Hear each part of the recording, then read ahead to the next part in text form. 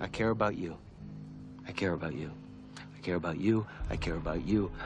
I don't want your mom seeing your head, your decapitated head on Al Jazeera. That is Shaw. I don't see it that way. Where do you think he's running to?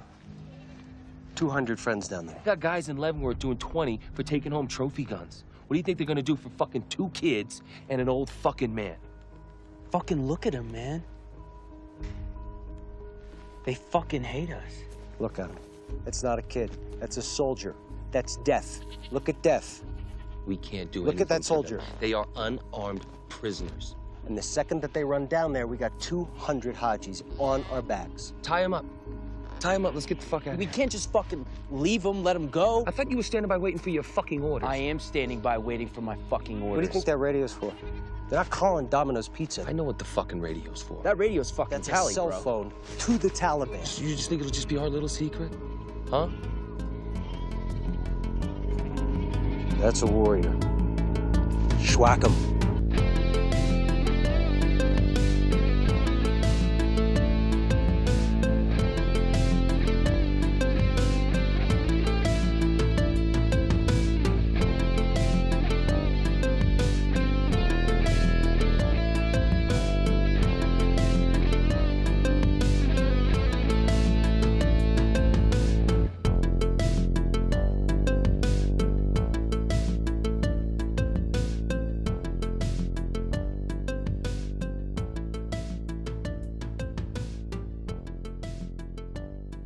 Hello and welcome to episode 3 of Schlock and Awe, a podcast where we unravel the cinematic universe of the global war on terror in the hope of answering the question, what's our generation's defining war movie? I'm Evan Hill. And I'm Jack Crosby. We're two journalists who grew up in the post 9/11 era, and we spent most of our careers covering the effects of those attacks and the wars the U.S. began after them. Today, we're discussing Lone Survivor, director Peter Berg's sepia-toned retelling of the real-life and partially true story of Marcus Luttrell, the sole survivor of a disastrous special operations mission that resulted in the deaths of 19 American Navy SEALs in 2005. We're joined today by Séamus Malekafzali, a freelance journalist specializing in Middle Eastern affairs and a huge film guy, who likes to focus on how a country's films express its ruling ideology. Séamus agreed to come on the show with us despite the fact that he is too young to personally remember 9/11. Séamus, thanks for being here anyway. Always a pleasure. Before we get into it with Séamus, let's give a little quick context on Lone Survivor.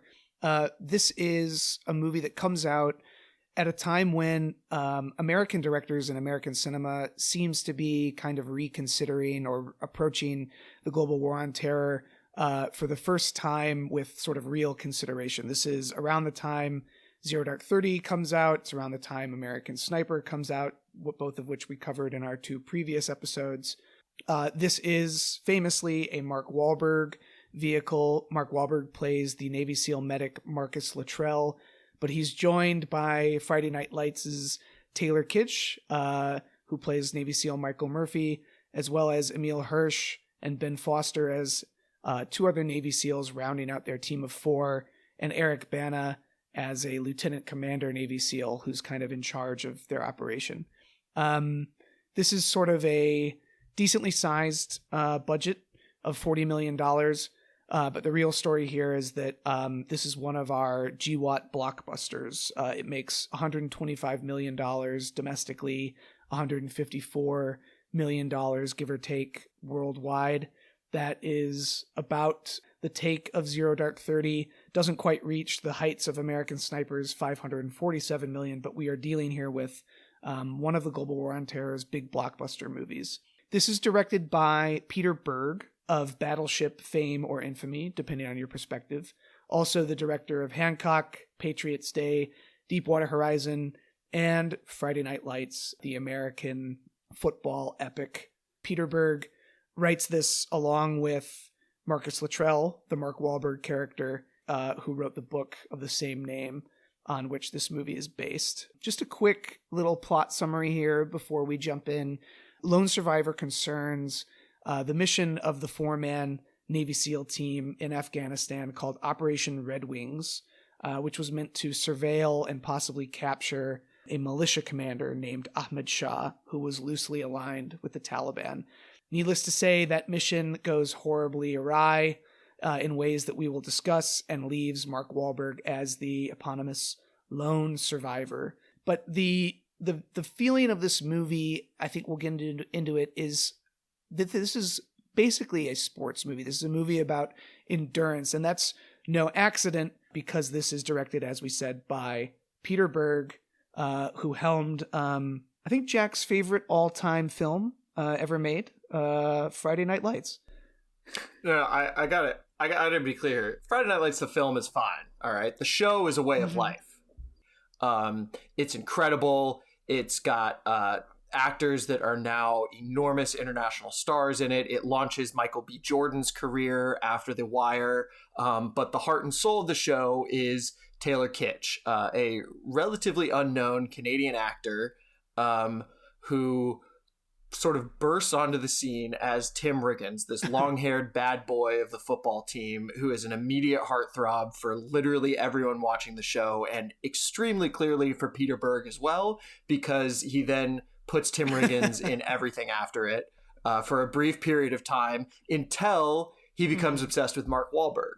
And why Lone Survivor was so fascinating to me when I was putting together this sort of like chronology in my head is this is the switch from Peter Berg's, like Tim Riggins era to his Marky Mark era.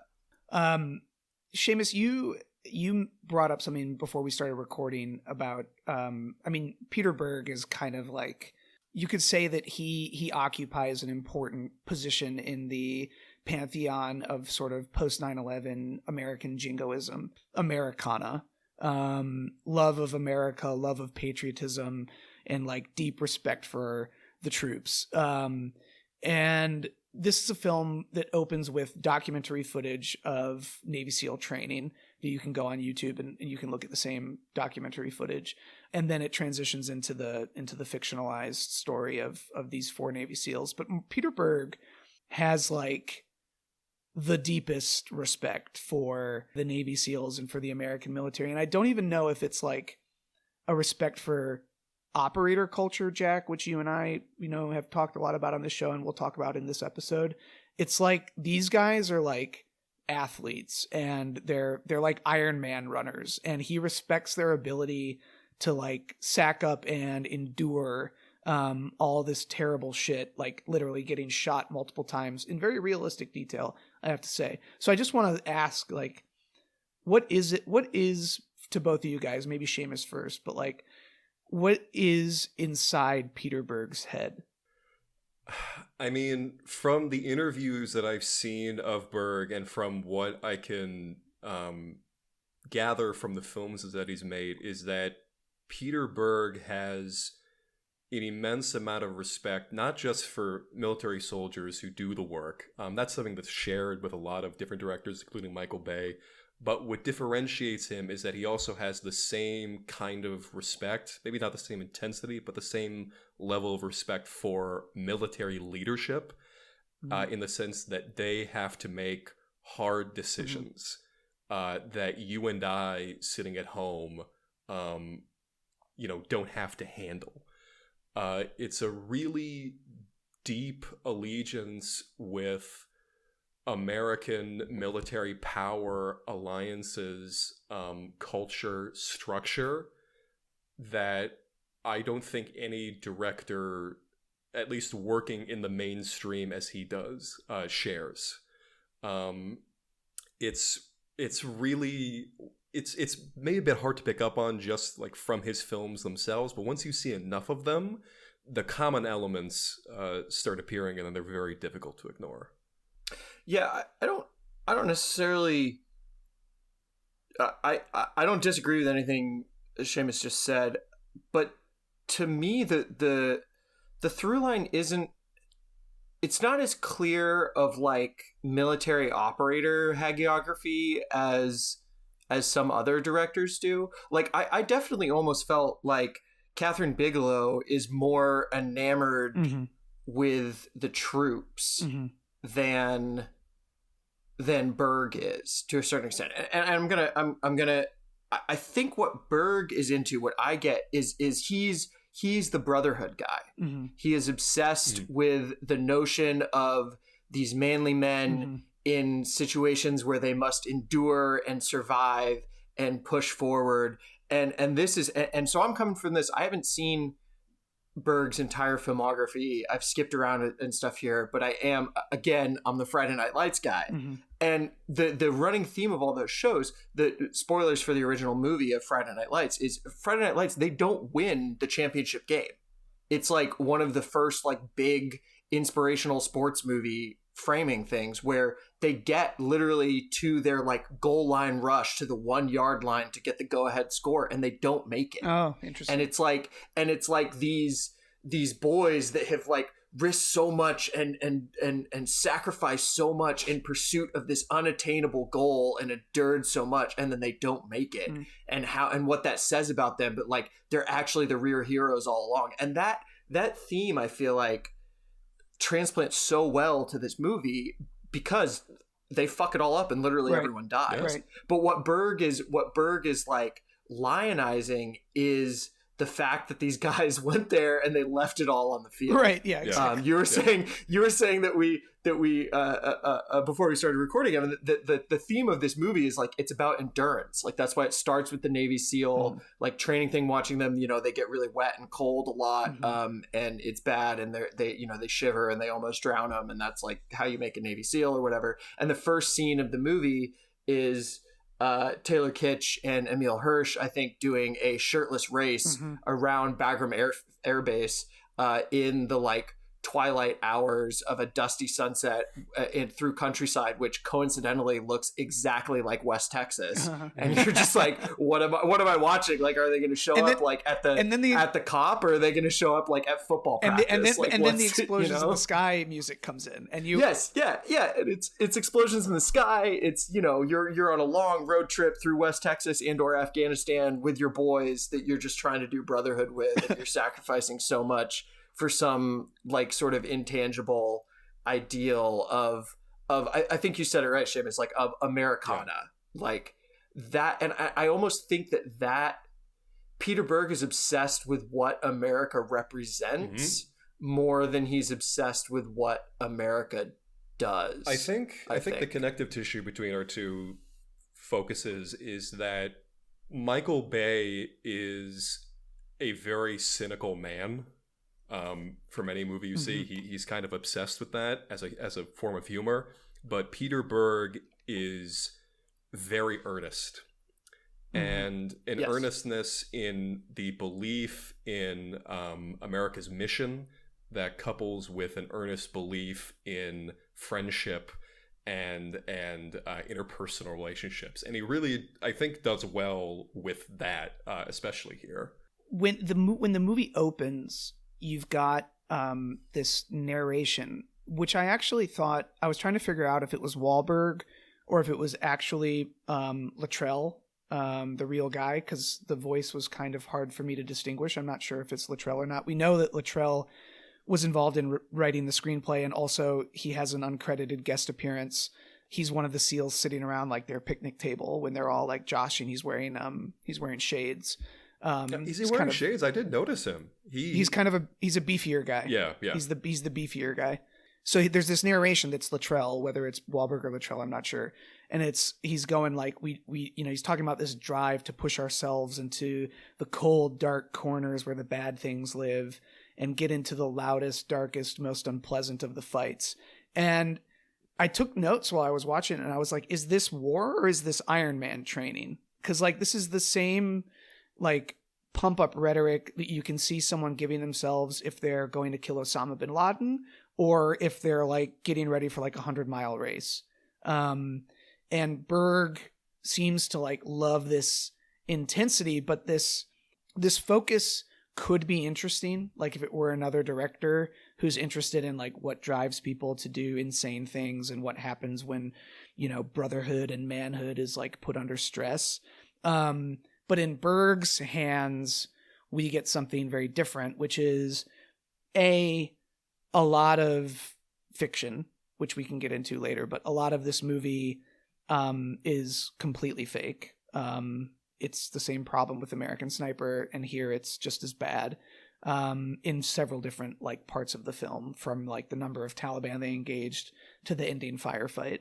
So there's the falsity of it, but also I think, as you said, Séamus, or pointed to, the context is like entirely stripped. And so we don't really know like why we're here, why America's in Afghanistan, who we're fighting, except that, just to take us into get the plot of this movie rolling, there's a really evil guy who's like terrorizing a village named Ahmed Shah.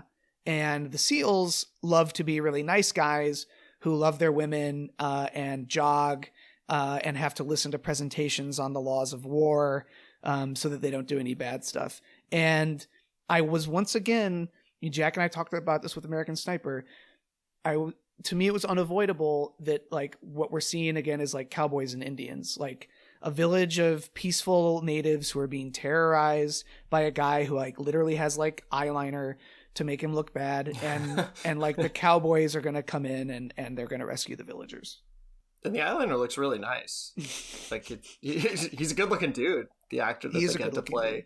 You know, he just has like very intense, like dark set eyes, which is like, you know, the mark of the terrorist in this genre of American film. So these SEALs are on the base. They do like their Emile Hirsch and Taylor Kitsch do their like jog that Jack was talking, their shirtless jog. They're both like fucking ripped. And then it goes immediately into like what their mission is going to be. And their mission is to insert onto a mountaintop over a small village in eastern Afghanistan, surveil this evil guy named Ahmed Shah, and then maybe capture him. Like later on, the cavalry will come, and they're going to capture him. And there's hints that this mission is like complicated and potentially FUBAR from the beginning, but they go in anyway. They insert. In real life, they get inserted and their fast ropes get caught on some foliage and they have to cut them off and drop the fast ropes onto the mountaintop, which is a big no-no for special operators because it leaves a trace of their presence. But here's where we encounter kind of like the first, the end of Act 1, the beginning of Act 2, the big moment that sets this plot off, which is that they're surveilling the village and they encounter Afghan herders, these shepherds up in the mountains. And they're presented with the dilemma of what to do with these unarmed shepherds who are carrying a radio. The gall and of they these get into guys just walking around their own land. Right. Like normal dude. It's like an old man, a teen, and like a small kid. And the movie sets this up as a huge dilemma because this is going to be the reason why their mission goes upside down, is because they've run into some shepherds. In real life and in like the official accounting of this mission, this is highly debated, and it's likelier that not only did Ahmed Shah's militia hear the helicopters inserting the SEALs, but that they went looking for them without any tip-off from the shepherds. But they take these, they zip tie them, and then they get into a debate over whether they should execute them. And Emile Hirsch and Ben Foster are like torqued up to kill these unarmed Afghans. They really want to kill these guys, and they're like, nobody's business what we do up here. This is the fucking Navy. You make the call. Ben Foster's like, this guy killed 20 Marines last week. 20 more are going to die next week. Why do like these men in DC have the right to dictate how we do our job? This is false. Ahmed Shah's men did not kill 20 Marines in real life before this happened. But these movies, these global war on terror movies that we watch, are desperate to like create false stakes so that you question whether these Marines, like maybe they should commit a war crime. When in reality, like, it's like, no, you don't kill unarmed shepherds, like, ever, right? You know?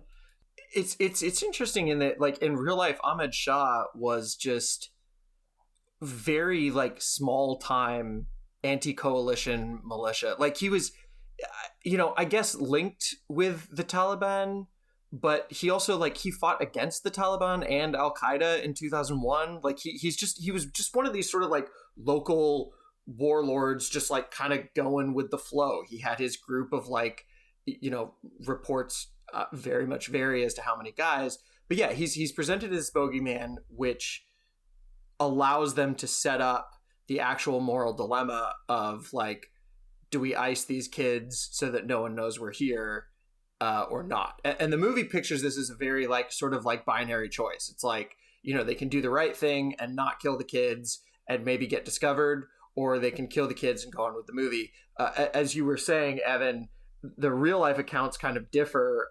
One of the local Afghan villagers who plays a role later on in the plot, what he in real life said is that the Taliban literally heard the helicopter came in and then just tracked the SEALs' footprints and showed up as they were like debating what they should do with the goat herders. And then they were just like, well, we're just going to watch how this plays out. And then they let the goat herders go. And then the Taliban ambushed them. So it's like it didn't happen like that. In the movie, they let the goat herders go. And then they like try and hike up the hill. And then later, as they're like trying to get some rest, they hear the Taliban coming. Because it's that, there's the teen in the goat herders group is like looking at the SEALs all angry, maybe because they've just like smacked him in the face with a rifle and like thrown him on the ground. And they're like, that's not a child. Like, that's a soldier. Look at him. Like, look at how he's looking at us. Like, that's a soldier. That's not a child. Foster. It's like, no, it's like a teenager whose ass you just It's such an obvious, on paper, it can portray a whole totally different thing. But as a director, the old man and the child look like they're kind of looking around like they don't know what to do. You as a viewer can maybe extrapolate like, oh, maybe like this is more ambiguous than it might seem. But then it cuts to the teenager looking angrier than any person in human history. Like just a very stern face, like, oh, this guy is a killer. Like, if you let this guy go, he's gonna fuck this whole thing up. There's no possible ambiguity that you could derive from that unless you're like a fool. The director is assuming that you're a fool. Am I misremembering this in that they also kind of gave the teen eyeliner as well? It's like definitely deep set. They gave him hot evil guy makeup. Yeah. And then he like when they let them go and he gives them the like fuck you look, like he should be grateful that the invaders didn't kill him. He then bounds down the mountain in slow-mo doing like parkour. He does like parkour moves down the rocks. He can't wait to betray these innocent Americans.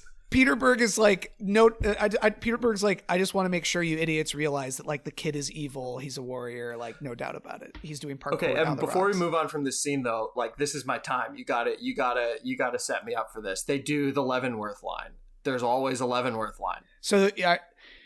So they during this debate over whether to kill the kids. By the way, Mark Wahlberg is Marcus Luttrell / Mark Wahlberg is supposed to be the good guy in this debate.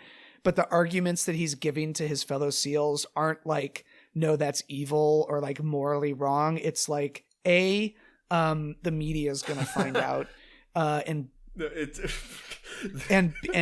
yeah, well, I should say, it reminded me of, there was a film that they made, I want to say it was Stanley Tucci a couple decades ago called The Final Solution, I think, where the whole thing is where Nazis are debating like, the Holocaust, and the only opposition is like, oh, they're gonna find out. Right. Like it's not a dichotomy. They say the point of that film is that dichotomy is meaningless, but here in Lone Survivor it's presented as like an actual real life moral dilemma that they need to debate. Then we get the Leavenworth line in this, which is that Mark Wahlberg, Marcus Luttrell, says as a justification for not killing the kids, he says, we've got guys in Leavenworth, the military prison where, military war criminals go, except that they don't. Mark Wahlberg says, we've got guys in Leavenworth doing 20 for taking home trophy guns. And I was like, that's a really specific thing to mention as not a big deal. So I did a little Googling. It turns out I am 99% sure that the specific case that Mark Wahlberg is mentioning in the script of this movie, written by Peter Berg and Marcus Luttrell, is referencing the case of Navy SEAL operator Nicholas Bickle, who is in SEAL Team 5, and Nicholas Bickle was put on trial for smuggling somewhere between 80 and 100 automatic weapons from Iraq in the bottom of a Foot Locker with a false case, and then selling them to criminals in Las Vegas, and running more than 3,000 rounds of ammunition, as well as these fully automatic AKs that he was smuggling out of Iraq, and claiming then when he got caught, claiming that they were trophy guns. This is the case that this movie is referring to, and how do I know that? Because it gets fucking better. Because Nicholas Bickle, before he was convicted for gun running from Iraq, was a consultant on Transformers Revenge Return of the Fallen, or whatever, as a military consultant on Return of the Fallen, and he was one of the guys that Peter Berg embedded with during the researching process for Lone Survivor. And how do we know that? Because Peter Berg testified at Nicholas Bickle's trial that Nicholas Bickle presented him with an AK-47 he had brought back from Iraq as a present. Oh my So there's a line in this movie.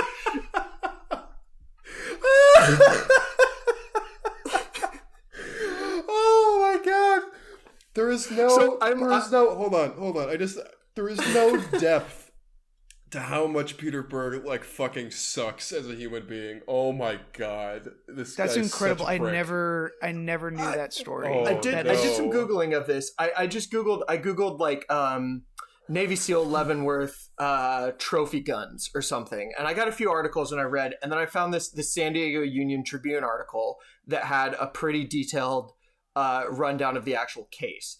And I'm reading through it and I'm like, okay, this is funny. Like the line that they're using in there is referencing this case where the guy was like literally just a gun runner. Like you bring home a trophy gun, like whatever, you find like some cool like Iraqi like pistol and you smuggle it home, like, you know, whatever. People have been doing that. You smuggle 80 to 100 fully automatic AKs and then resell them on the street. Like that's not a trophy. Anyway, I'm reading through this article and I get to a 2-paragraph 1-2 punch that just literally made me lose my mind. And it goes, besides his military service, Bickle worked as a consultant and extra on the film Transformers Dark of the Moon. Paragraph break. In another movie connection, director Peter Berg testified during the trial that Bickle gave him an AK-47 rifle in 2009 as a trophy from the Iraqi battlefield. Berg met and became friends with Bickle while embedded with the SEAL unit to conduct research for his upcoming movie. So Bickle was on trial as Lone Survivor was being like filmed and like produced. Conduct research for his upcoming movie Lone Survivor, which is based on the book by former SEAL Marcus Luttrell, blah, blah, blah, blah, blah. I cannot tell you how much this ruins my experience of Transformers Dark of the Moon. It's one of my favorites. I think I would actually, we should go back, maybe on Twitter we'll go back and we'll find the scene that Nicholas Bickle is an extra in, so we can post his acting credit from Transformers Dark of the Moon. Unfortunately, weird, he wasn't available to be an extra in Lone Survivor, I guess, because he was actually in jail. But they got him into the film. They got him into the film in spirit by including that line where Malk Warburg says it's a travesty that they got guys in Leavenworth doing 20. He was sentenced to 19 and a half years in prison, again, because he was not taking home trophy guns. He was smuggling over 100 automatic firearms into the country and thousands of rounds of ammunition. Which also, like, 20 years or 19 years or however much it ends up being is like significantly more time than guys got who murdered people in Afghanistan and Iraq, some of whom have been since pardoned by former President Trump. But like, one of the running themes of this podcast is that in these movies, someone is always going to say the Leavenworth line. Someone is always going to say that like they are operating at great risk of prosecution, when in fact almost no American soldier has served more than like 5 years in prison for killing people on the battlefield, except in the most egregious and obvious cases that have involved the murder of civilians and the rape of civilians. But this movie wants you to believe that guys are doing 20 in Leavenworth for trophy guns. Not that they're Peter Berg's little bestie who's gun running to criminals in America. So they let these shepherds go after this debate over the PR aspect of murdering civilians, and it's implied in the movie that the release of the shepherds allows Ahmad Shah's militia to come find the SEALs, and this sets off essentially the entire rest of the movie, which doesn't have much content other than the extreme endurance test of this 4-man SEAL team being pursued across and down this mountain by Ahmad Shah's militia. And this is where we can start getting into the way Peter Berg directs these action scenes, the quality of these action scenes, the realism or non-realism of these action scenes. I think that we all agree that despite his evident faults on the other stuff, Peter Berg is actually pretty talented at setting up the action and directing the action. But the way this begins is with Mike Murphy, played by Taylor Kitsch, spotting a line of Taliban on the crest of this mountain that looks like what you would see in like a movie about like the British occupation of Zulu territory with like... It's like a shot from Lawrence of Arabia. Yeah, it's like Lawrence... it's extremely Bedouin good on top of a dune. It's extremely good at establishing scale in a very almost understated way. No, it's a well done shot. It's just a shame that it's complete bullshit from like here on out. Like right from there. Right. So Marcus Luttrell in his after action report that he filed after this was all over said that they were ambushed by 20 to 30 fighters. In his book Lone Survivor, that number suddenly becomes 200, which isn't supported by any of the documents. But the interesting thing about this movie and this incident, Operation Red Wings, as you pointed out before we started the episode, Séamus, is that there's actually a video shot by the militia. The militia that ambushed the Navy SEALs filmed their ambush on a handheld camcorder. So we actually have video of the operation, which shows, perhaps like a dozen fighters. So what's really happened, maybe 7 even. Yeah. So what's happening here is that this sort of like ragtag militia band of fighters who are loosely allied with the Taliban, even though Ahmad Shah had previously fought the Taliban, go up into the mountains and conduct essentially a very successful ambush of America's most elite fighters. Yeah, I mean, there is the whole basis of the action scene, which makes up the brunt of this movie, the majority of this movie, is that the Taliban fighters under Ahmad Shah essentially throw themselves at this Navy SEAL team in a sub-Soviet style human wave attack where the victory is achieved through sheer numbers that Mark Wahlberg and Taylor Kitsch and crew just simply can't fight against as they're bleeding out and they're doing all these things. But they get a lot of them. There are multiple lines in this movie where they're like, we're gonna make it, brother, we're gonna kill them all. And like it turns out that they did not in fact kill them all, and in reality it's very possible that they killed none of them. There's disputed as to whether or not Shah's militia took even a single casualty in the course of this raid. Yeah, and so much of the movie is, of course, made up of very well staged shots of Taliban fighters getting murked with sniper fire and explosions and whatever, all of which probably did not happen. It, I think, speaks to a sort of general failure among films about the War on Terror, but specifically Peter Berg's sort of specific hangups, where to envision the enemy as like human in really any sense other than the literal is impossible for him. To do so, to imply that they are strategically minded, that they have training, that they might overcome the Americans through something other than just like sheer dumb luck, that's outside the scope of his imagination, almost entirely. It's a kind of a similar thing that happens in his other films.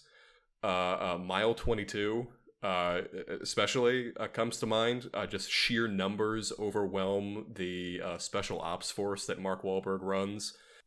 He has to be protected from like some armed group that wants his secrets. Whole team basically gets wiped out, except for Iko Uwais, and then Iko Uwais, spoiler alert, betrays them. He was smarter than everyone the whole time because he's Iko Uwais, and that's it. It's a horrible movie, but it's a general sort of trend. They're faceless enemies who their only relevance is that they stand in the way of U.S. soldiers just doing their damn jobs. That's basically their only purpose, really. He even does this in Friday Night Lights to a certain extent. I haven't seen the original film of Friday Night Lights in its entirety in a long time, but I did watch about 5 minutes of it over the guy in front of me's shoulder on a plane the other day. And specifically, one of the scenes that I saw that is springing to mind immediately here is that a lot of times the teams that the protagonist team in Friday Night Lights plays are like kind of these like faceless, like cheating, like dirty. They're always like, they've got size on them. They're roughing our boys up out there, you know, etc. Like in the scene that I saw, they're presented as like these just like outright villains. There's a scene where one of the players gets like pretty severely injured. I think it's the star who like blows out his knee or something like that. And as they're doing like the shaky cam shots of like the paramedics running onto the field or whatever, it goes to a shot of like the two like defensive linebackers who hit the guy and destroyed his knee. And they're like taking a knee on the field as everyone does when a football player gets injured. And then they do a little hand slap. And Peter Berg like makes sure he gets that as if like these two big thuggish like players like wanted to injure our brave boy who's now down like wounded in action.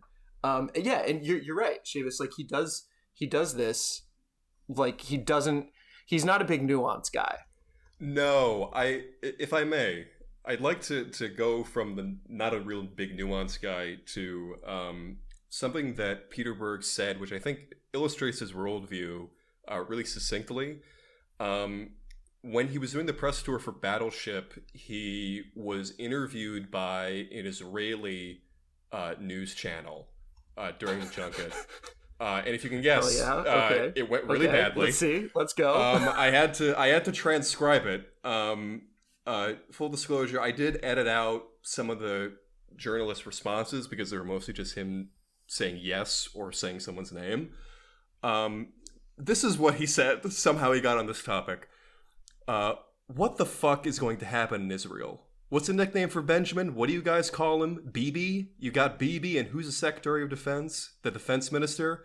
You have two men that are now dictating policy toward Iran. It's a real mess because you've got to decide whether it's better to allow Iran to be armed and whether a nuclear Iran is less of a threat than an attacked Iran.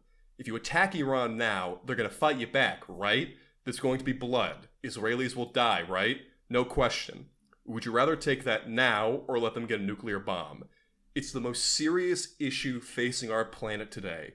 More so than the movie Battleship, which I'm very excited to have directed. And I love Rihanna. She's a great actress and did a wonderful job in the film. And my dad was a Navy historian. And have you been in the Israeli army? No? What? How'd you get out of that? Are you a draft dodger? How old are you? You've got to join the army, motherfucker. How'd you get out of it? What's your name? Jason Holt. That doesn't sound Jewish. Wait, Seamus, is this real? This is real. This is a real thing. You can look it up right now on YouTube. The interviewer looks extremely mad the entire time. Okay, so you guys have seen the now famous Twitter clip of Peter Berg in the editing room with his editor, where he's yelling at him to do like the burst cut or whatever. Cut it! Cut it! Is he just weird or does he do a lot of cocaine? I don't want to speculate because I think that's a libel lawsuit waiting to happen. But every interview I've heard of him, either here or there or on Mark Maron, he's an extremely strange, very self-serious. I don't know. It's like he's so clearly bullshitting a ton of the time when he's telling stories.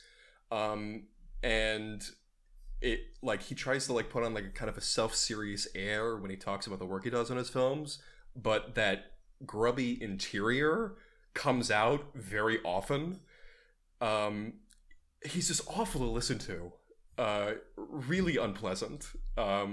In everything that he writes, that he vocalizes. There was a big controversy in, I want to say, when Caitlyn Jenner came out as transgender, in which he shared a Facebook post, which had the veteran who was in Battleship, if you remember him, and then the caption was, "One man traded 2 legs for the freedom of another to trade 2 balls for 2 boobs. Guess which man made the cover of Vanity Fair, was praised for his courage by President Obama, and is to be honored with the Arthur Ashe Courage Award by ESPN." And then Peter Berg just shared it with the caption, "Yup." Oh boy. Yeah. He's like, even in the really like subtle ways in his films, he still has to insert weird social conservatism. Like in Mile 22, the poll line they have for Mark Wahlberg to say, which I'm not even sure it's in the film itself. It was, do you want to live in the world where everybody feels cozy and validated all the time? Or do you want to live in a world that works? And it's about him just being like a sniper and a special ops guy. It means nothing, but he has to like put it in. Well, I mean, this is like, yeah, I don't want to like comment on who Peter Berg is too much. Just I don't want to be sued for libel, and I haven't gone as deep into the Peter Berg canon as you, Séamus. You're kind of our Peter Berg whisperer for this show, which is great.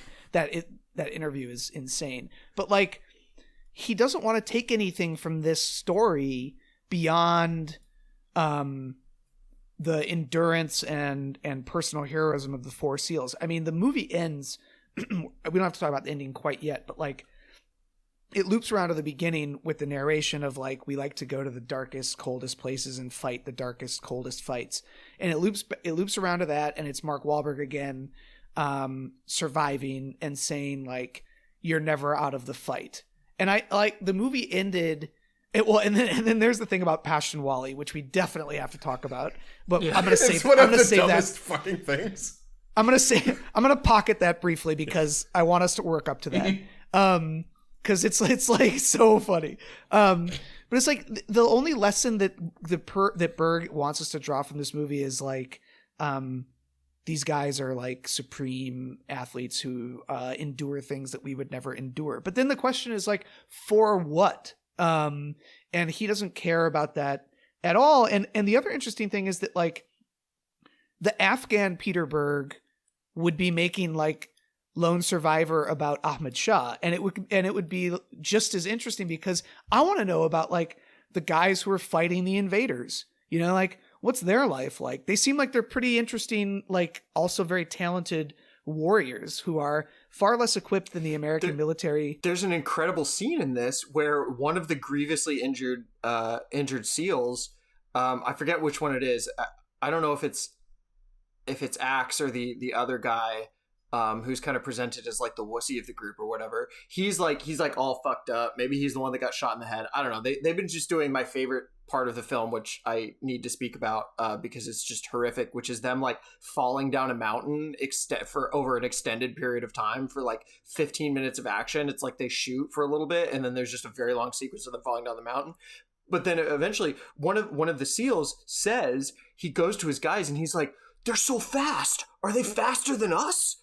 They're so fast. How are they doing this so fast?" or whatever. And it's the classic thing of like American soldiers getting to Afghanistan and being like, how the fuck are these like old like goat herders in like long tunics like dancing around the mountains? And it's like, well, because they've lived here their entire lives and they're not carrying 150 pounds of like weaponry and body armor. But like, it's great that you can fall down a hill with all of your football pads on.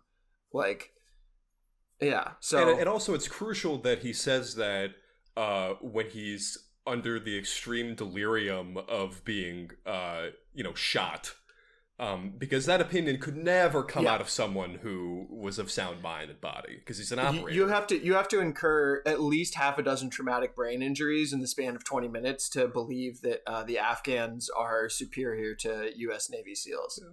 And what we found over the past few years is that, they're still winning today. Yeah. This is really, I think, one of the only places where I think Michael Bay is more interesting as a filmmaker, in that he is actually interested in how villains justify their motivations and where they draw their inspirations from.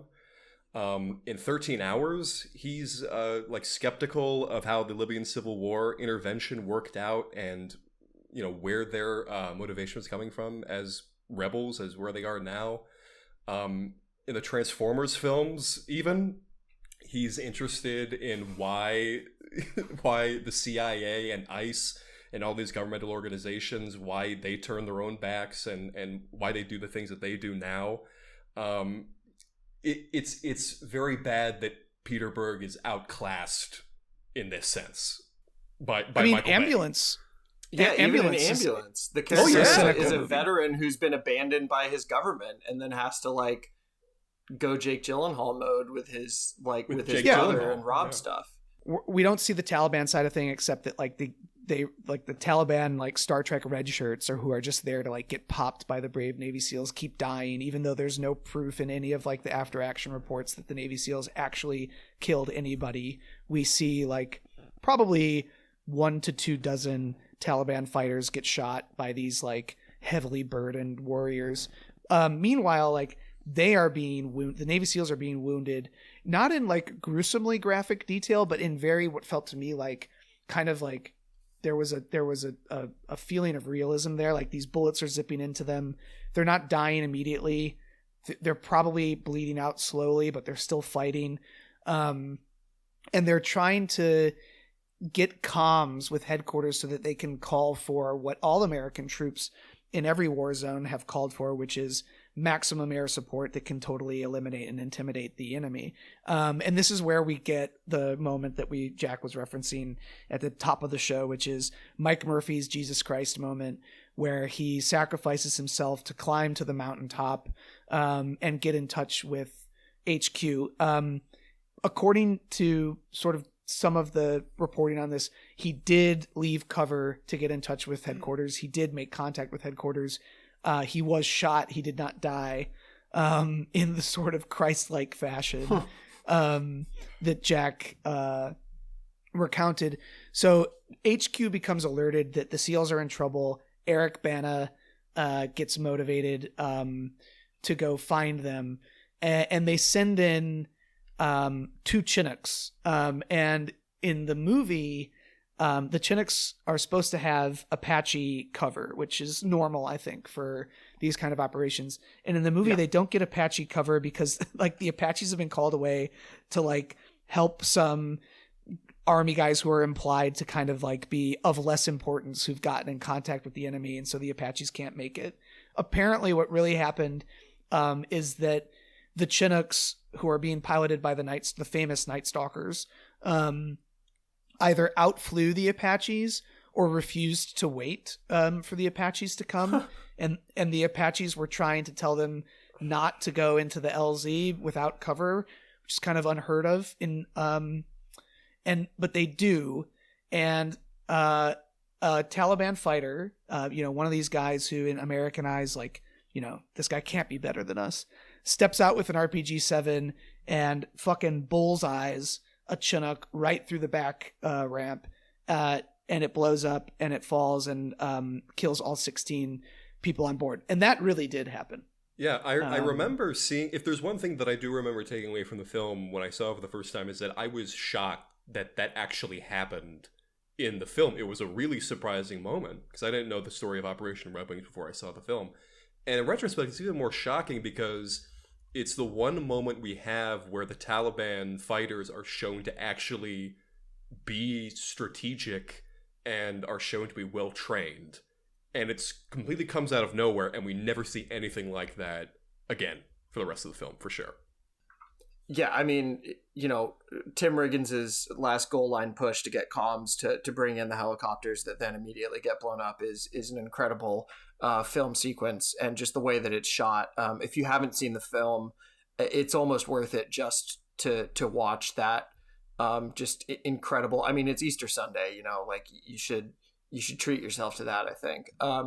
But I want to talk about the Afghan villager and Pashtunwali, as you were saying, Evan, and what actually happened to this man, Mohammed Gulab Khan, who saved Marcus Luttrell's life, like unequivocally saved his life in a way that was less dramatic than it's presented in the movie, but no sort of less significant to his actual survival.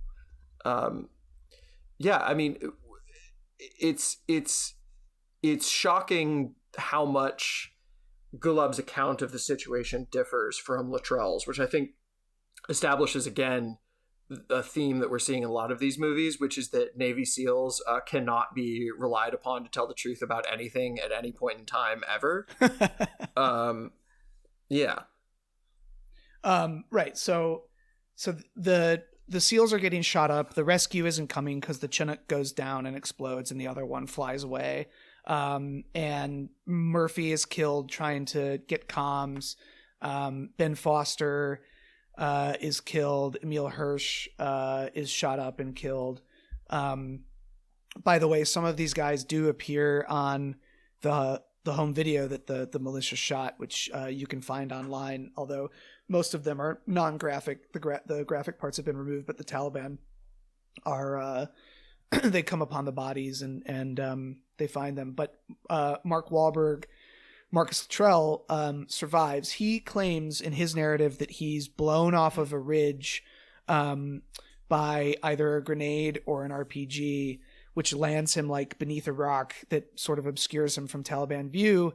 And he wakes up there and then crawls 7 miles until he reaches some friendly villagers. I haven't done enough research into this to understand exactly why these particular villagers were willing to shelter the Navy SEAL, but they appear to have been in conflict with the local Taliban, with the local militia. And this is another area where this movie really obscures the complexities. I mean, no shock, right? But it obscures the complexities of the actual situation on the ground. Wahlberg is sheltered by this Afghan family. I read that the costume director for the movie wanted them to like look different to us, the viewers.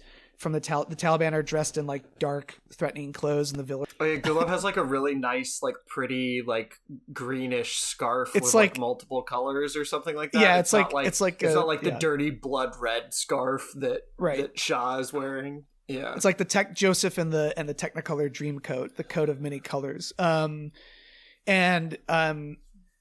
Wahlberg is having this there's this comedic little session in the house where Wahlberg wants a knife to like peel the shrapnel out of his leg. And the kid thinks that he wants to like slaughter a duck or a chicken. And it's like, haha, like yeah. These stupid Afghans, like they can't even get like the basics of like what this Navy SEAL wants. There's also the insanity of the hand grenade shit before that. Like, Luttrell doesn't have any like guns on him by the time he's found. But he still has a hand grenade in his vest. And so when these villagers come up to him, he like grabs the hand grenade. And he does that, and then Gulab and them like take him into their house, and then the other guys come into the house, obviously, to be like, "Who's this American that you just dragged in? What's going on here?" And they're all talking, and Mark Wahlberg just loses his fucking mind because, I mean, he's obviously terrified and he doesn't speak the language or whatever, but he's just in the house holding the grenade and just screaming. There's an extended sequence of him screaming at these villagers who are just like, relatively calmly just being like, all right, what do we do with this guy? Like, what do we do? Well, Mark Wahlberg is holding a grenade and being like, I'll fucking kill you all. I'll kill you all. I'm going to kill every single fucking one of you. I'll kill you all. And I have written in my notes, and I'm like, it's probably like pretty accurate to what having Mark Wahlberg over for dinner is like. You just invite him into his house, and like Mark Wahlberg has like this absolutely insane like sleeping schedule and regimen where he goes to bed at like 5 p.m. every day because he wakes up at like 3 a.m. to like work out for 4 hours or something like that. So I'm sure if you like, that's exactly what would happen if you like woke Mark Wahlberg up from his slumber at like 5:30 and was like, dinner time, Mark, like, you know, come down for dinner, honey. He like has a hand grenade next to his bed and would just start screaming like that. But yeah, it was just, it is surreal how quickly the movie sort of drops off from these like very well paced and plotted and intense visceral action scenes to as soon as the original the 3 SEALs except for Wahlberg are dead, and the movie proceeds sort of into its third act, and it just becomes a farce basically. No, this is what Peter Berg, that's his problem generally with all of his movies. I think about Patriots Day. I don't know if either of you have seen that. No. Everything around... That's the Boston Marathon one, right? Yeah, it is. I think like Alex Wolff of Nickelodeon fame plays Dzhokhar Tsarnaev. But the whole film itself is pretty boring, and it drops off really hard in the third act. But the Watertown shootout scene itself is very well staged, very well paced, in very drastic...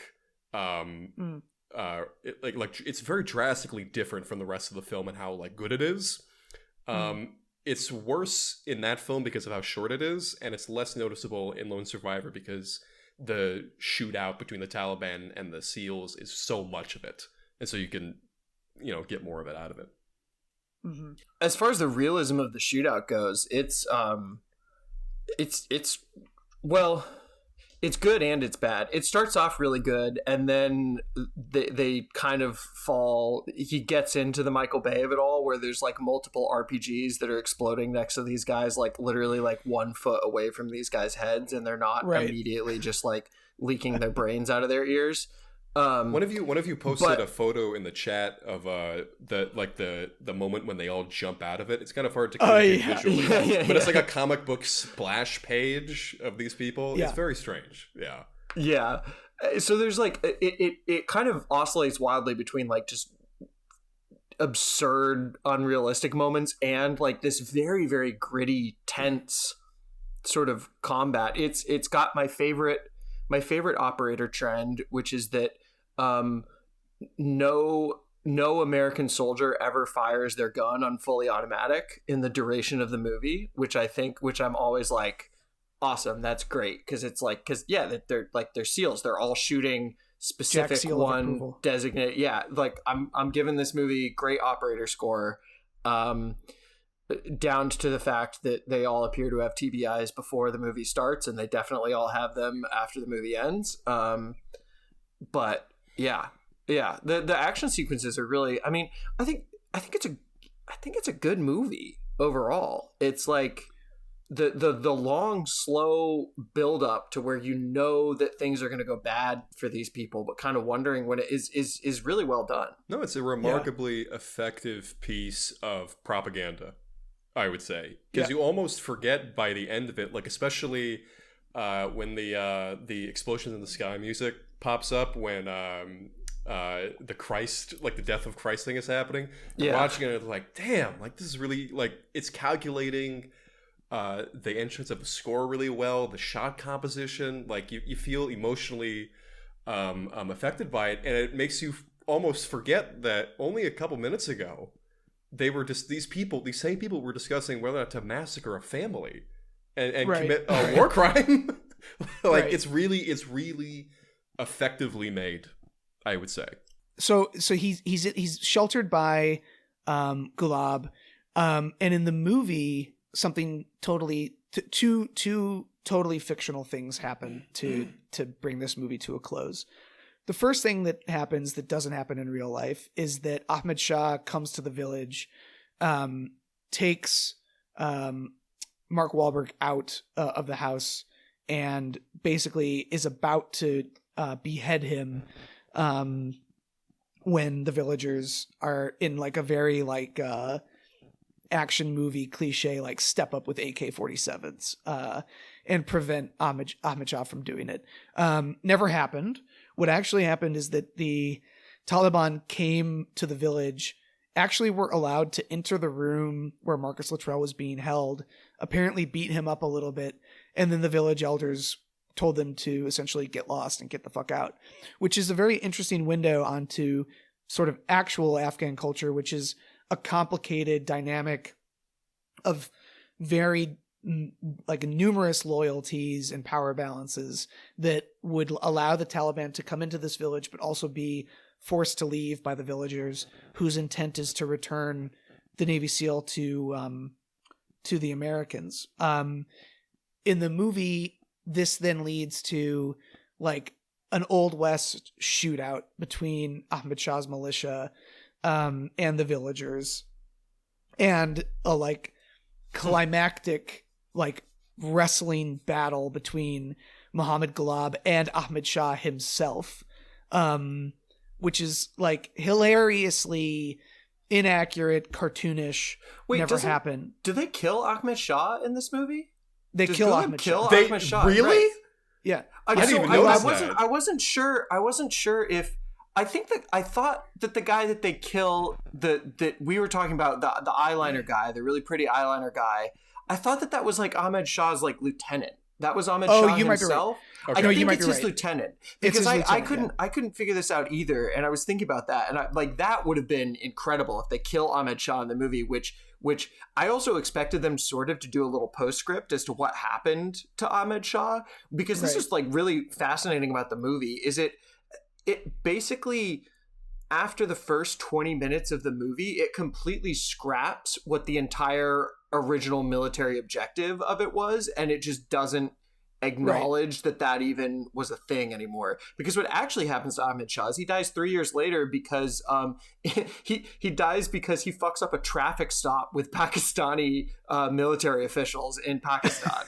Like he gets literally shot by the cops at a traffic stop in a firefight. Like in 2008, like he gets off completely scot-free. He's fine. He leaves this. He goes. I think he later on, like he gets pushed out of that part of the valley and goes over the border to Pakistan. But like nothing happens to him. So it's very funny that the movie like has this dramatic like thing where either he or his lieutenant dies. Right. The lieutenant to Ahmed Shah, thank you for the correction, wrestles with Muhammad Ghalib, and Muhammad Ghalib like shoots him through the chest, I think, and kills him in like the ultimate act of heroism. And then finally the cavalry arrives, like literally, after like the fighting is basically ending, takes Mark Wahlberg out of the house. Mark Wahlberg like tries to bring Muhammad Ghalib along and is like refused. Like he's not, like he really wants to bring his Afghan friend with him with his little child, but like the Navy SEALs are like, no sir, you can't do that. Which is crazy because in real life I think they did take Ghalib. I'm pretty sure. And there was a whole thing. They extracted both of them at the same time. There was this whole thing where I think on 60 Minutes, Ghalib said after the fact that he was just told to say yes to everything that Marcus Luttrell said about the story. It's the lies that are told in this movie, the falsifications of everything. They're not as egregious as Chris Kyle's, because Chris Kyle claimed that he was like an insane serial killer psychopath and was proud of it. But there's just so many. There's so many at like every single turn, and it's crazy trying to like no detail is left like untouched here. Right. It's crazy. Right. Yeah, I didn't even know that. I didn't see it in my reading that Ghalib actually went with them and was told to say yes to everything Luttrell said. Another small detail of this is that Ghalib was quoted as saying that when he found Marcus Luttrell Luttrell had all 11 clips of ammunition on his body. There's some dispute over like we don't know if those clips are empty or not. Like, for all we know, maybe Marcus Luttrell shot a lot of bullets but didn't want to leave his clips behind because like that would allow the Taliban to magazines, Evan. Magazines. Sorry, magazines. You're offending the entire U.S. operator community. Yeah, sorry, with magazines. You're dishonoring Marcus Luttrell's memory by saying that he didn't fire a single bullet out of any of his clips, when in reality he didn't fire a single bullet out of any of his magazines. So there's like a 50-50 chance that like Marcus Luttrell maybe never fired his weapon, or at least never needed to use any additional magazines. Anyway, just mentioning that. So then the movie concludes with Luttrell on like the operating table where he like medically dies, like his heart stops. Did that part happen? Or no, that's how the movie opens. Yeah, no, but that happened. Well, in it real opens life? there. I want to say it opens there. Or is that also it opens bullshit? there. No, apparently that did not happen. Like he did not like die on the operating table. No, he was like, apparently, yeah, allegedly he was like fine when they picked him up. He was fine. Like, Yeah, he was messed fine. up because he like fell down the hill, but he was like generally like chilling. Like, I think he like broke his back and he had some like fractures from doing his cliff tumble, but like Right.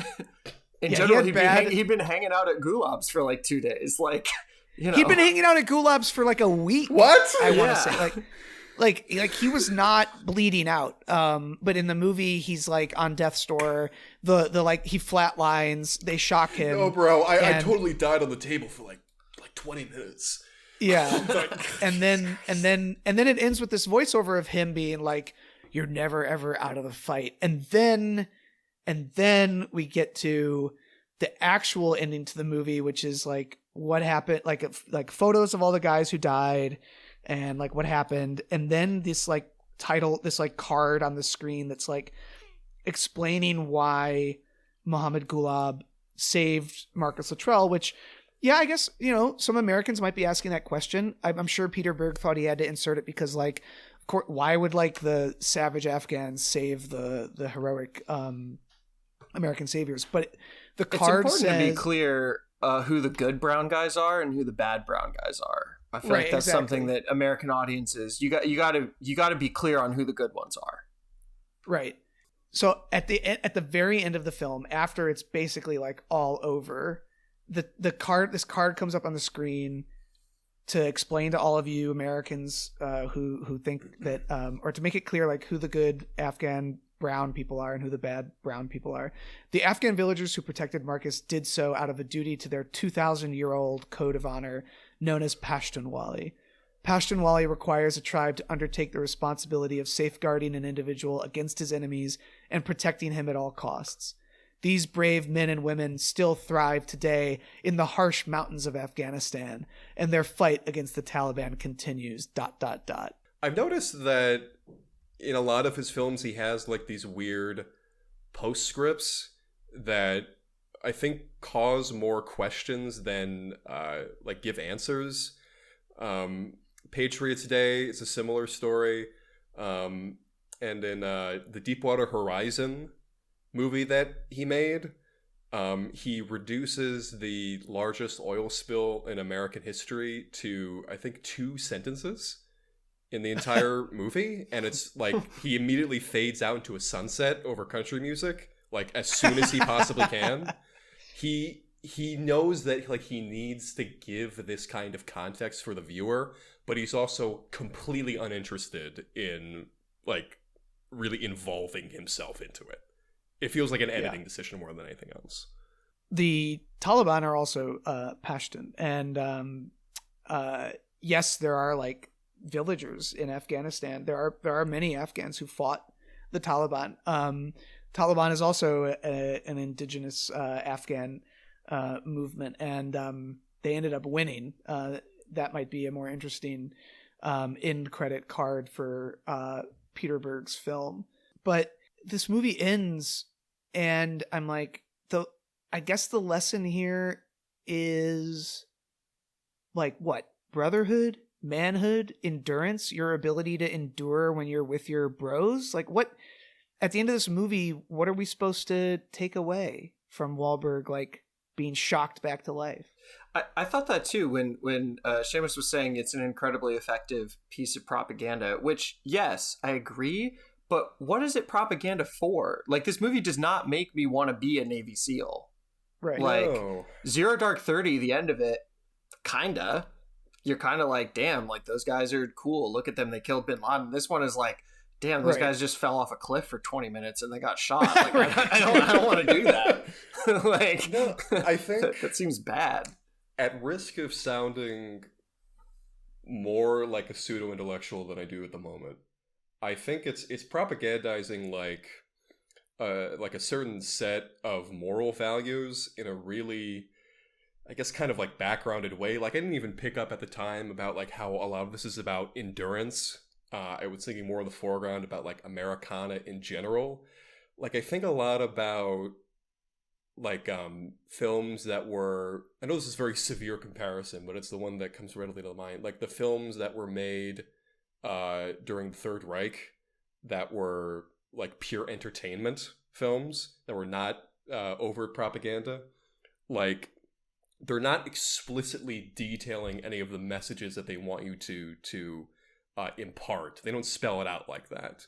But you see from the sacrifices the characters make that what gender roles they inhabit, and you impart from that, maybe not directly like, I should join this military, I should join whatever, but you see a kind of like strong moral code in what they're doing, even when the actual moral code that they're implementing is completely heinous and just awful and has led to like a ton of evil. It makes you forget all of those negative aspects, and it foregrounds those positive, quote unquote, positive aspects that are more subtle. Yeah, I think that's essentially right. You're meant to just, what it is. I think, yeah, it's sort of a very simple story of like valor, and it's like valor for valors, that valor in and itself gives a legitimacy to the greater picture of what those people were doing. Yeah. Which And I think is valor the entire American... such a general concept that it can be applied to, goddamn anything. Yeah. Yeah. But if you show that like the guys doing that were being really valorous and heroic, it essentially makes you think, and this is the whole American conceit of the entire global war on terror, that like, if we see enough narratives of personal heroism and endurance, it makes us think that the project that those acts were committed in service of is also valorous, like, because these guys were being dudes so hard and they loved their brothers so much, it means that any situation that guys that love each other that much would be doing is a good thing. Well, it's like in almost all of these GWOT movies almost have to strip things down out of their context, because the context is typically either a war that we should never have fought, an illegal war, or a war that we lost or were in the process of losing. But rather than go the Vietnam route, which explored, a lot of the best Vietnam films kind of explored the darkness at the heart of a lot of what we were doing there. The American GWOT films, almost none of them like to go there. I mean, I think that the best of them tried to approach it. Hurt Locker, tries to approach it. You could say, I mean, we tried to get into this into our Zero Dark 30 episode. It tries to approach it, although it ultimately ends up being sort of pro-CIA propaganda. But most of these films are sort of sadly uninterested in getting down into the meaninglessness or the darkness of a lot of the things that we did there. I think we're approaching the point in this show where we got to rate the film. We got to rate the film. Séamus, yeah. Do you know about challenge coins? I like the concept of them. Uh-huh. Yeah. Yes, I know the police have them. So on Schlock and Awe, we have a special end of episode ritual, which is that we rank every movie on a scale of 1 to 5 challenge coins in 3 different categories, right? It's realism, jingoism, and operator score, right? Right. Those are our three. Yeah. Those are our 3 categories. I mean, Evan, are you ready? I can go first. Yeah. You go first, Evan. You go first. Realism, I'm gonna give this a like chipped and broken single operator coin, because it's not like probably the absolute worst it could be. It does show 3 of 4 Navy SEALs being killed. It does show a Chinook helicopter being brought down with an RPG. It does show Marcus Luttrell being sheltered and rescued by an Afghan civilian. But everything else, from the size of the ambushing force, the fact that they were not exactly Taliban but militia, the totally made up battle at the end of the movie, Marcus Luttrell's fake injuries, the near beheading, this is a modern fable of warfare. So I would say it gets a single chipped challenge coin. Jingoism is an interesting question for this movie, because as I said earlier, I'm not sure it's jingoistic. I think it's like Americanistic. But that in itself can be awfully jingoistic sometimes. And it certainly, makes the camaraderie of war look appealing, as long as you're not like log rolling down a cliff for 15 minutes with your boys. If you're with your boys in Bagram doing fun races and having breakfast, it kind of looks fun. And sitting in the pine trees watching bad guys through your telescopic scope. So I'm gonna say that this is 2, maybe 3 challenge coins out of 5 for like making the operators look like sort of Christ-like and heroic. And then the operator score, I mean, I think for Zero Dark 30 I gave it 5 out of 5, and I'm gonna give this 4 out of 5, because Berg is fully torqued for the operators, but he's not fully torqued for them for like the super nerdy operator reasons that Zero Dark 30 is. He's torqued with them for the same reason he's torqued for like football players, is that like he loves the brotherhood, and that brotherhood could be in the military or it could be elsewhere. So 4 out of 5 challenge coins. What's on your challenge coin, Evan? My challenge coin is etched with the image of the silly little Afghan boy who thinks that when Mark Wahlberg needs a knife, he wants him to sacrifice a chicken. Yeah. Okay, so realism, yeah, I think you're right. This gets a 1. Mine is not chipped. It gets a single challenge coin out of 5 for realism, because all of the Americans that actually died in real life do actually die in this movie. Right. They managed to not retcon Lone Survivor into 2 Survivor, which I think they were very tempted to do. Like Mike Murphy, Tim Riggins almost rose again in this movie. Like if Peter Berg could have resurrected Tim Riggins in this movie, he would have. But he just couldn't. He didn't have the guts to go through with it. And that was great for Mark Wahlberg's career, because it meant steady paychecks, and it meant that Taylor Kitsch had to go beyond season 2 of True Detective, which kind of sucked. So one realism coin out of 5.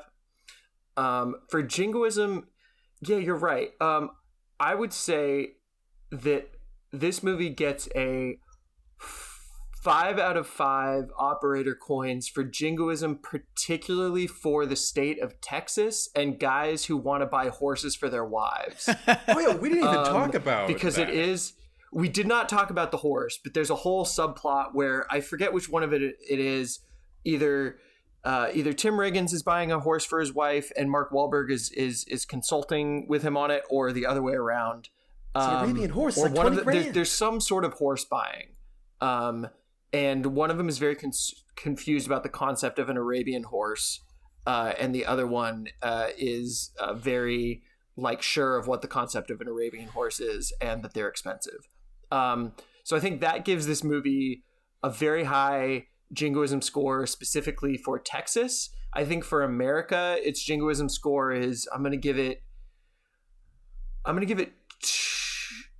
I'm gonna give it a 3 jingoism score as well, because it does involve the line where one of the SEALs at one point, I think, says, "You're welcome to die for your country. I'm gonna live for mine." And then that SEAL does promptly die. So I think it gets a good jingoism score for America just for that line, but it is more obsessed and jingoistic toward the concept of Texas. Even though Texas I don't think is mentioned, I don't think any of the SEALs were actually from Texas. It loves fucking Texas. But it does love Texas. We just know that at its heart, Peter Berg loves Texas.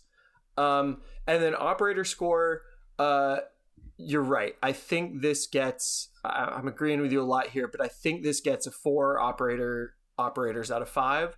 I would give it a 5 out of 5. I think that all of the actual sort of military moving when they're scrubbing around in the bush before the firefight starts is like pretty good.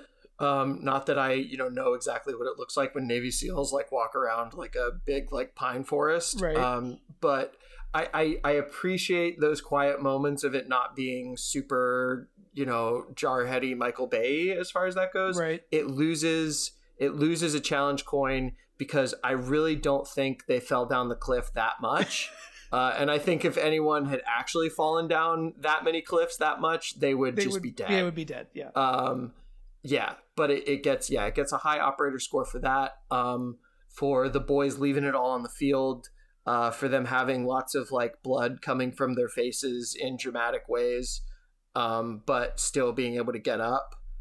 And so 4 out of 5. And on my challenge coin is, oh man, I'm torn here. I think my challenge coin is a shirtless bust of Tim Riggins running in the beginning of the movie, and winning the race for Peter Berg's heart. That's on my Texas challenge coin. For my other challenge, I had to rank the Texas score and the other. That's my Texas challenge coin is Tim Riggins running shirtless. For my actual Lone Survivor challenge coin, it's Mark Wahlberg holding a hand grenade and screaming. I think that's the best representation of the movie. That's good. Okay, I think in terms of realism, I'm gonna go higher than the other two guys in this call. I'm gonna say 2 coins out of 5. Wow. Okay. Undeniably, histrionically even false, full of lies and falsifications and mistruths. But undeniably, I think the realism dedicated at the very least to the mechanics of combat, the injuries, how bleeding out affects their mental function, how like they even got the makeup to like have a skull fragment flake off of one of the SEALs. I think Ben Foster, the one that he plays. Oh, yeah, when he gets like shot in the head. Yeah. Like the blood matting to his beard. It looks really gnarly. That's the thing that I really appreciate about this film. Rewatching it the second time around, like how much work was put into that. So I'll give it 2 out of 5 for that. In terms of jingoism, it gets up there, but I'm going to say 3 out of 5 simply because if it wanted to get to a 4, it would need to talk more about the motivations to be in Afghanistan and to really like be in the business of promoting it as a really moral thing, whereas this kind of puts it in the background.